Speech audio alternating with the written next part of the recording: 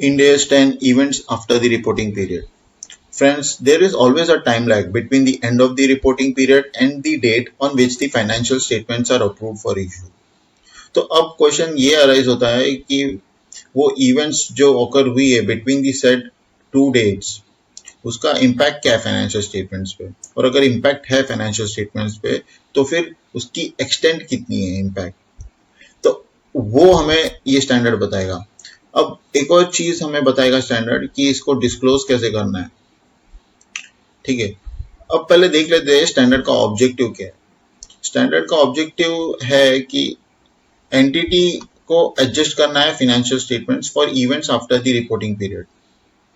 ठीक है, अब events after the reporting period क्या होता है वो हम आगे डिस्कस करेंगे। और क्या बोलता है डिस्क्लोजर्स, क्या डिस्क्लोजर्स करना है, तो ये दो चीज बोलता है स्टैंडर्ड। बहुत छोटा स्टैंडर्ड है लेकिन बहुत ज्यादा इंपॉर्टेंट। अब पहले ये देखते हैं कि events after the reporting period क्या होता है। Events after the reporting period are those events favorable and unfavorable that occur between the end of the reporting period and the date when the financial statements are approved। देखो अभी events after the reporting period का मैं आपको एक example दूंगा, आप सोचिए कि वो यहाँ पे कवर होगा कि नहीं। डेटर्स या क्रेडिटर्स, अब डेटर बैलेंस मेरा एज ऑन 31 मार्च है, क्रेडिटर बैलेंस एज ऑन 31 मार्च है, तो ये डेटर समझो या क्रेडिटर का डेटर समझो मेरा रीपे कर देता है तो वो मेरा बैंक बैलेंस में कन्वर्ट हो गया। क्रेडिटर को समझो मैं रीपे कर देता हूँ तो वो बैलेंस हट जाएगा अप्रैल में। तो वो इवेंट्स के बारे में यहाँ पे कवर नहीं करता है स्टैंडर्ड। हमें वो इवेंट्स के बारे में ये स्टैंडर्ड नहीं बताता है। हमें उसके अलावा जो मटीरियल इवेंट्स है उसके बारे में स्टैंडर्ड बोलते हैं। अब वो मटीरियल इवेंट्स क्या है वो हम आगे देखेंगे। अब उसमें भी बाइफर्केशन है, कौन सी इवेंट एडजस्टिंग इवेंट है, कौन सी इवेंट नॉन एडजस्टिंग इवेंट है। तो पहले एडजस्टिंग इवेंट देखते हैं क्या होता है। Adjusting events after the reporting period वो इवेंट होती है that provide evidence of conditions that existed at the end of the reporting period. वो इवेंट जो हमें एविडेंस देती है, जो हमें सबूत देती है, किसके बारे में, regarding conditions that existed at the end of the reporting period। मेरे को सबूत मिलना चाहिए। वो डेट है, जो डेट मैंने बोला ना, between the end of the reporting period and the date when the financial statements are approved। ये जो दो डेट है इसके बीच में जो इवेंट्स है वो इवेंट मुझे सबूत देनी चाहिए with respect to conditions that existed at the end of the reporting period। जो इवेंट मेरे को हुई है जो दो डेट के बीच, वो मेरे को सबूत देनी चाहिए with respect to conditions that existed at the end of the reporting period. इसका मैं आपको एग्जांपल दूंगा। फायर, मैंने सेल्स किया था फरवरी में, मेरा डेटर खड़ा हो गया, वो मेरे को मई में पैसा देने वाला है, लेकिन एज ऑन 25 मार्च को आग लग गई डेटर के प्रीमाइसेस में, आग लग गई। अब वो मई में पैसा देने वाला था, वो बोलता है मैं पैसा दे नहीं पाऊंगा, तो हमको ये ऐसा समझना पड़ेगा कि ये बैड डेट हो गया। तो अब जो मई में इवेंट हुई बैड डेट की, this is event after reporting date. Whether this event gives us evidence with respect to conditions that existed at the end of the reporting period. ये देखना पड़ेगा कि जो बैड डेट की इवेंट है वो हमें क्या एविडेंस देता है with respect to conditions that existed at the end of the reporting period. ये तो इवेंट हमने देखा बैड डेट की, क्या वो बैड डेट की इवेंट हमें एविडेंस दे रहा है। कंडीशन थी 31 मार्च को, 31 मार्च को कंडीशन थी, यस। 25 मार्च को आग लग गई थी, तो 25 मार्च को आग लग गई तो हमें पता था कि डेटर पैसा नहीं देने वाला है या नहीं दे पाएगा, हमें पता तो था। अब मई में आ गए हम, मई में वो बोलता है कि मैं आपको दे नहीं पाऊंगा, तो हमें वो इवेंट को एडजस्ट करना पड़ेगा because it is giving evidence with respect to conditions that existed at the end of the reporting period. अब समझो यही आग, जो आग मैंने बोला कि 25 मार्च को लगी थी, अब 25 मार्च को नहीं लगी, अब समझो कि वो 10 अप्रैल को लगी आग। अब ये 10 अप्रैल को आग लगी है डेटर के प्रीमाइसेस में, तो तो क्या ये एडजस्टिंग इवेंट होगा? अब हमें ये देखना है, आग लगी अप्रैल में, 10 अप्रैल, अब उसको देना कभी है? मई में। अब उसको मई में देना है, लेकिन weather this event gives us evidence with respect to conditions that existed at the end of the reporting period. Condition exist करता था क्या and of the reporting period पे? आग लगी अप्रैल में, मार्च पे एग्जिस्ट नहीं करता था कंडीशन। हमको एज ऑन मार्च पता नहीं था कि वो दे पाएगा या नहीं दे पाएगा, ठीक है? तो वो केस में ये नॉन एडजस्टिंग इवेंट हुआ। आग लगी अप्रैल में, मार्च में लग गई होती तो वो एडजस्टिंग इवेंट होता। तो ये एक फायर का एग्जांपल होगा। अब दूसरा एग्जांपल मैं दूंगा आपको प्रॉपर्टी वैल्यूअर का। समझो 31 मार्च चला गया, अब मैं 10 अप्रैल को प्रॉपर्टी वैल्यूअर को बुलाता हूं, बोलता हूं कि आप ये प्रॉपर्टी को वैल्यू कीजिए और मुझे बताइए कि प्रॉपर्टी की वैल्यू कम हुई है या ज्यादा हुई है। तो अब मेरे को 31 मार्च को मेरे को पता है कि ये प्रॉपर्टी या तो उसकी वैल्यू थोड़ी कम हो गई रहेगी या बढ़ गई रहेगी, वॉट एवर द केस में भी। तो ये एडजस्टिंग इवेंट हो गया, क्योंकि मेरे को कंडीशन पता है 31 मार्च को कि ये ऊपर नीचे फ्लक्चुएट हो सकता है, इसका वैल्यू या तो ऊपर गया रहेगा या थोड़ा नीचे गया रहेगा, what ever may be the condition that time. लेकिन वो कंडीशन मेरे को पता है, वो कंडीशन एग्जिस्ट करता है। तो जब वो समझो कि प्रॉपर्टी वैल्यूअर बोलता है कि आपकी प्रॉपर्टी की वैल्यू डिग्रेड हो गई, तो वो इवेंट है। तो that event gives us evidence with respect to conditions that existed at the end of the reporting period. क्योंकि end of the reporting period पे मेरे को पता है कि या तो प्रॉपर्टी की वैल्यू शायद बढ़ गई होगी या कम हुई रहेगी, ठीक है? अब दूसरा एग्जांपल लेते हैं प्रॉपर्टी वैल्यूअर का ही। अब समझो कि अर्थक्वेक आ गया 10 अप्रैल को, 10 अप्रैल को अर्थक्वेक आया। अब मैं 15 अप्रैल को बोलता हूँ प्रॉपर्टी वैल्यूअर को, आप आओ और मेरे को बता दो कि इसकी प्रॉपर्टी वैल्यू कितनी है, कम हुई है कि क्या हुई है, आप बताइए मेरे को। तो प्रॉपर्टी वैल्यूअर आएगा, बोलता है 15 अप्रैल को कि हाँ आपकी प्रॉपर्टी वैल्यू तो गिर गई है ड्यू टू स्ट्रक्चरल डैमेजेस। तो ये इवेंट हुई 15 अप्रैल को, डिग्रेडेशन ऑफ प्रॉपर्टी वैल्यू। तो ये इवेंट क्या एग्जिस्ट करती थी 31 मार्च को as on end of the reporting period पे? नहीं करती थी। क्यों? मैंने कब प्रॉपर्टी की वैल्यू करवाई, उसकी कंडीशन क्या थी? अर्थक्वेक हुआ 10 अप्रैल को, इसलिए मैंने 15 अप्रैल को करवाई। तो conditions were never existing as on end of the reporting period, ठीक है? तो ये नॉन एडजस्टिंग इवेंट हो जाएगा। तो हाँ, हमने देख लिया अभी एडजस्टिंग इवेंट क्या होता है, नॉन एडजस्टिंग इवेंट क्या होता है एग्जांपल के साथ। अब मैंने क्या बोला एडजस्टिंग इवेंट। अब एडजस्टिंग इवेंट में ऐसा नहीं है कि आपको बैक डेटेड जाना है और एक बैक डेटेड जर्नल एंट्री मानी है, ऐसा नहीं है। आपको प्रोविजन क्रिएट करना है। प्रोविजन कैसे क्रिएट करोगे? आपको पता है लॉस होने वाला है, तो आपको प्रोविजन क्रिएट करना है। P&L account debit to provision for expected loss, ऐसे करके आपको एक एंट्री मारनी है, ठीक है? अभी ये एक चीज हो गई एडजस्टिंग नॉन एडजस्टिंग की। अब एडजस्टिंग इवेंट्स में तो मैंने बोला आपको प्रोविजन करना है। नॉन एडजस्टिंग इवेंट्स में भी ऐसा है कि अगर वो मटेरियल है तो आपको उसका डिस्क्लोजर देना है। अब डिस्क्लोजर की बात यहाँ पे की गई है नॉन एडजस्टिंग इवेंट्स की। If non adjusting events after the reporting period are material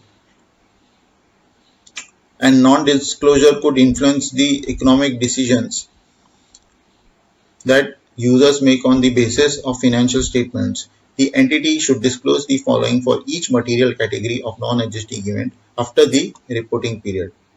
अब क्या क्या डिस्क्लोज करोगे? अगर मटेरियल है और आपको लगता है कि ये यूजर्स को बताना जरूरी है, तो आपको डिस्क्लोज ये करना है, नेचर ऑफ इवेंट डिस्क्लोज करना है और estimate of its financial effect. Financial effect क्या होगा वो भी डिस्क्लोज करना है।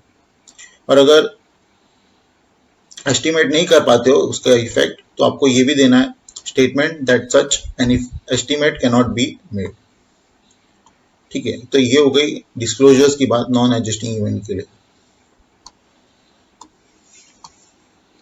आपको मैंने एग्जांपल दिया था नॉन एडजस्टिंग इवेंट्स का, तो एक और एग्जांपल है अनाउंसिंग अब plan to discontinue an operation, ये भी एक एग्जांपल हो गया नॉन एग्जिस्टिंग इवेंट का।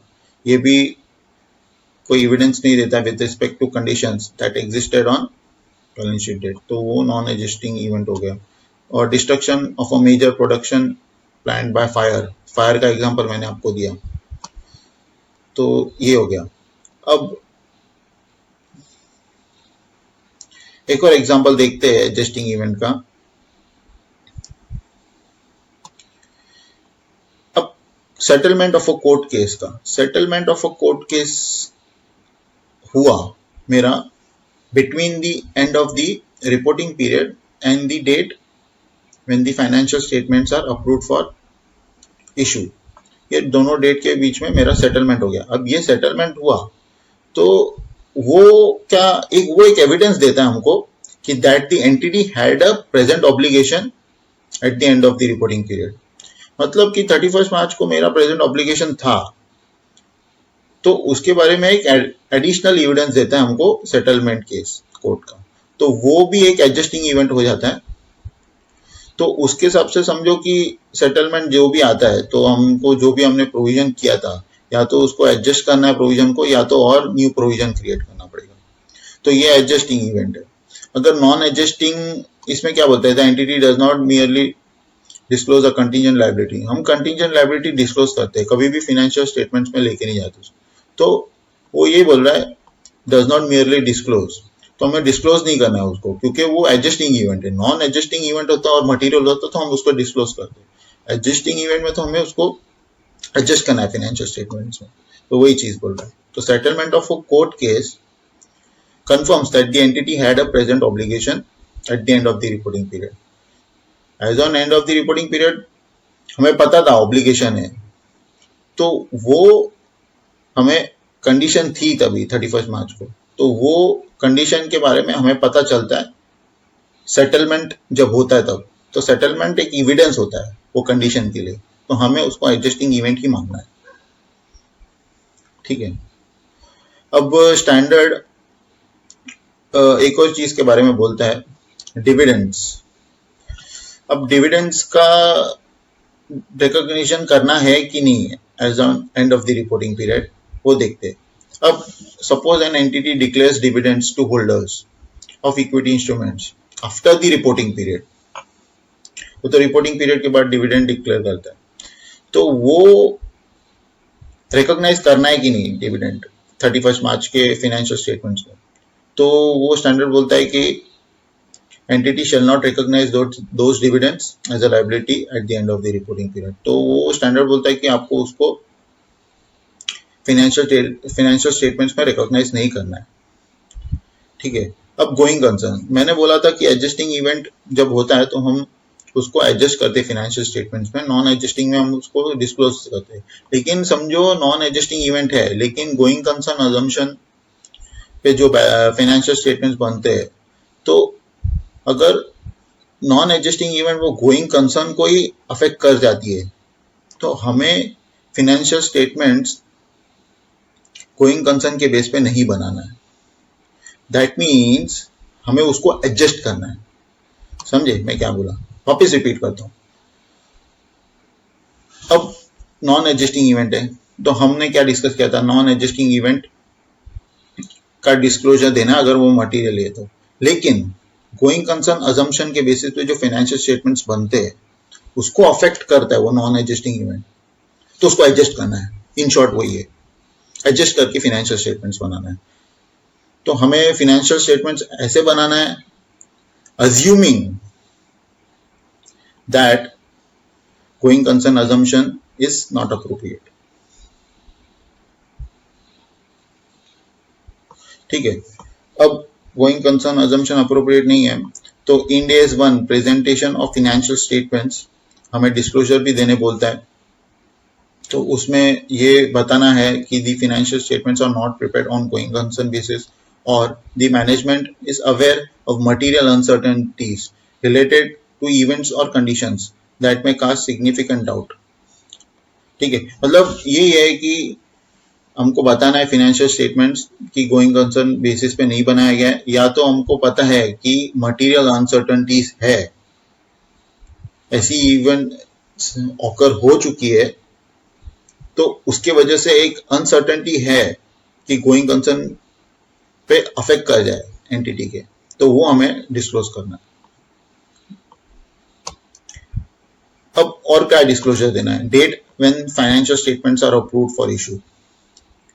अब स्टैंडर्ड ये बोलता है कि you will have to disclose the date when the financial statements are approved for issue और who gave this approval and the fact that the entities, owners or others have the power to modify the financial statements after issue।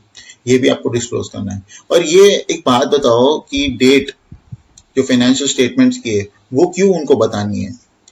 ताकि users को पता चले कि जो date पे approve हुए financial statements उसके बाद की जो इवेंट्स है, ठीक है, उसके बाद की जो इवेंट्स है वो कंसीडर नहीं की गई है फाइनेंशियल स्टेटमेंट्स बनाने के लिए, ठीक है, तो वो इवेंट्स हमने इग्नोर कर दिए, वो इवेंट्स कंसीडर नहीं हुई है। ये डेट तक की जो इवेंट्स है वहीं तक की इवेंट्स कंसीडर हुई है। कौन सी date? Date when the financial statements were approved for issue, ठीक है, financial statements were approved for issue, ये डेट है। तो इसके पहले जो इवेंट्स हुई है वो हमने कंसीडर किए, इसके बाद की इवेंट्स हमने कंसीडर नहीं किए। वो यूजर्स को पता चल जाएगा अगर हम ये डेट डिस्क्लोज करें तो, ठीक है। और एक चीज है, बहुत इंपॉर्टेंट चीज है, इसमें एक एक्सेप्शन दिया है, इसके बारे में बताता हूं मैं। एक्सेप्शन, अब एक्सेप्शन आपको एक एग्जांपल के थ्रू ही समझाता हूं। एग्जांपल है, समझो एक लेंडर ने कंपनी को लोन दिया और बोला कि हर महीने स्टॉक स्टेटमेंट आपको हमें प्रोवाइड करना है। कंपनी को हर महीने स्टॉक स्टेटमेंट लेंडर को देना है, और अगर नहीं दिया stock statement then the liability becomes payable on demand. तो अब फरवरी में क्या हुआ? फरवरी में कंपनी ने डिफॉल्ट किया और स्टॉक स्टेटमेंट दिया नहीं लेंडर को। तो as on end of the reporting date this liability becomes payable on demand, ठीक है। तो अब इंटरनेशनल अकाउंटिंग स्टैंडर्ड्स IAS 10 वो क्या बोलता है? It becomes payable on demand ना, एज ऑन रिपोर्टिंग डेट। तो आपको इसको करंट लायबिलिटी ट्रीट करना है। लेकिन अपना इंडियस थोड़ा हटके बोलता है।